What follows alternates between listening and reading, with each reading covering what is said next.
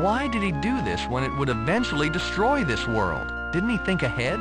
It's true that eventually the Colossus would lose enough power to cease supporting Abarak. I'm sure Clytus must have known this. It's possible that Clytus was counting on the interconnection. He must have reasoned that thousands of years would pass before it would actually make a difference. Long before that, the interconnection would occur, and Abarak would survive on the energies provided from it. On that, I'm a little unclear as well. The interconnection is a little mystical to me, but it's obvious that the ancients believed in it. Perhaps they shouldn't have. Thousands of years have passed and no interconnection has taken place. The Colossus is failing and it's taking our world with it. What did he do at the end, before he left it? Clytus was intelligent. He knew that people would see the Colossus with a huge chunk missing from the containment rune and realize something was amiss, so he placed an illusion upon it. Now the Colossus looks normal, even feels normal, but the hole is still there, the rune is still broken, and magic continues to flow. Can the Colossus be fixed? That's an interesting question. I suppose it could. If the rune were reconnected, it would begin to function again. The spell would hold in the magic as it is supposed to. I don't know if the Colossus has enough magic left at this point to support Abarak anymore, but at least it wouldn't lose anymore. The original fragment, if it were replaced, would do this. Actually, it wouldn't have to be the original fragment. Anything that had the missing line that fit into the hole would reconnect the rune. The complete rune is the important element, not the composition of the rock. If something with the fragment shape were placed inside the hole, the containment rune would reactivate. Enough about this subject. Very well. What's the deal with the dwarf? The dwarf was Clytus's personal servant. He worshipped Clytus, very like a well-trained dog. I believe that's how Clytus saw him as well, not much more than an animal. Why did Clytus bring him along? Clytus needed someone else to break the rune. It required all of his concentration and effort merely to subdue it. While he focused on weakening the rune, he had the dwarf run in and carve out the chunk. What did he do while Clytus battled the rune? He just waited to be of service. Every day, he walked with Clytus through the catacombs to the Colossus and waited. If you count the amount of times he wandered in and out of the catacombs with nothing to do, that dwarf must have known it like the back of his hand. You couldn't get much more dedicated. What happened to him when he tried it the first time? Even weakened, the rune's magic was strong. Clytus should have known better than to send a mensch to cut the rune. It killed him instantly. I believe that this is where Clytus finally went mad. He was so close to his goal, and his plans were about to be foiled by a lowly mensch. In desperation, he resurrected the dwarf, knowing that the result would be much more resistant to damage than the dwarf's original body. The corpse dragged himself up, and still loyal to Clytus, removed the chunk of stone from the containment room. Clytus had succeeded in breaking the rune at only the cost of a mensch. A bargain. Is that when Clytus instituted the practice of necromancy among the Sartan? Come to think of it, you're right. Coincidental timing? Perhaps not. It's possible that he instituted the practice to justify his own actions. That's almost unthinkable. We've been using necromancy for thousands of years to cover for one man's mistake? I certainly hope that's not the case. Where did he end up? After Clytus had broken the containment rune, he had no further use of his servant. He banished him to the ancestral home of the dwarves. It's a complex of caves fairly near to Telestia. The dwarf obsessed about Clytus for years. Having the mental retention of the dead, he eventually forgot that he had completed the mission and broken the rune, so he sat in his cave waiting for Clytus to come and take him back to the catacombs. I think he's been waiting there ever since. Let's move along to another subject. Very well. Tell me about the scepter of rulership. After Clytus took the chunk from the Colossus, he fashioned a scepter and used the chunk as a headpiece.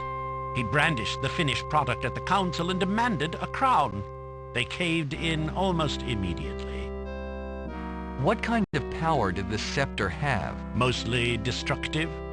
It could turn a man to ash with no more than a flick of the wrist. I believe it also had powers of a more subtle nature, though my texts don't address these. What is written is that the scepter is unmatched in sheer destructive force. How did it get its power? When the chunk was removed from the Colossus, the containment rune was broken. Magic began to seep from it, much like blood from a wound. It was always Clytus's intention to draw magic from the wound for his own purposes. He found that he could focus this power through the piece of the Colossus that he possessed. That is why he fashioned the scepter, using the fragment as the headpiece. Why did the council cave in? Wasn't it filled with master wizards? Clytus was drawing upon the magic of the Colossus. Nothing could withstand that.